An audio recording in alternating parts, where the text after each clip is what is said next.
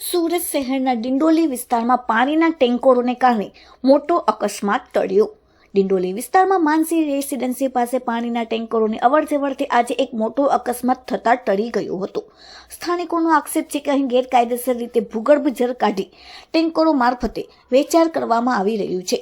દિવસ રાત પાણી ભરાયેલા ટેન્કરોના અવરજવરથી રસ્તો પર પાણી ફેલાઈ જાય છે, જેને કારણે રાહદારીઓ અને વાહન ચાલકોને ભારે મુશ્કેલી પડી રહી છે।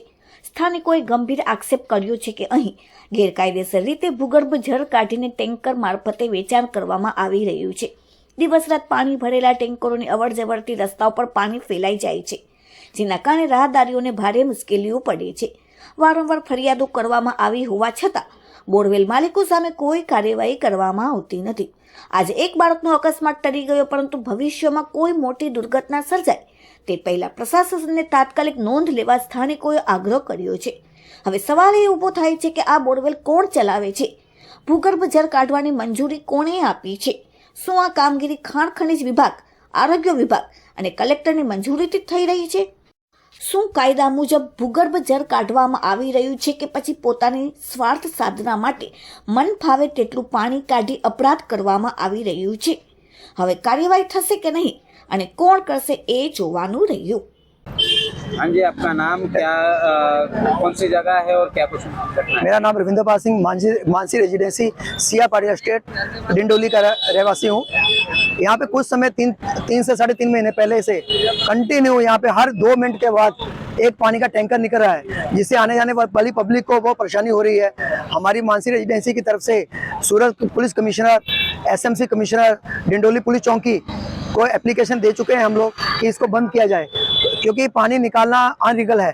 क्योंकि हमें लगता है कि ज़मीन के अंदर से जो पानी निकल रहा है, एक टैंकर 30,000 लीटर का है, तो किसने इसको परमिशन दिया, किसने इसको एनओसी दिया? क्योंकि एक अपने बोरिंग करने के लिए हमें परमिशन लेनी पड़ती है। हमें नहीं लगता कि सोसाइटी वालों को कि किसी ने इसको परमिशन, अनलीगल ये सब धंधा चल रहा है। सो हमारी तो गुजारिश है कि इसको बंद किया जाए। कि हमारे यहाँ पे जो लोग निकल रहे हैं मानसी रेजिडेंसी के, ये दुर्घटना के शिकार हो रहे हैं। आज भी एक दुर्घटना होते होते बची है। हम तो चाहते हैं कि हमारी जो सरकार है, जो हमारी पुलिस प्रशासन है, कब जागेगा?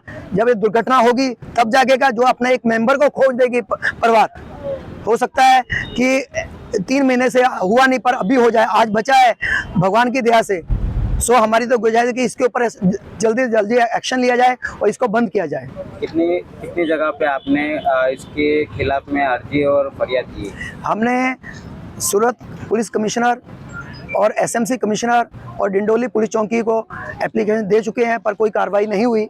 अभी हम लोग कल सिया पाटिल ऑफिस ही लेटर लेके जाने वाले हैं कि इसको बंद किया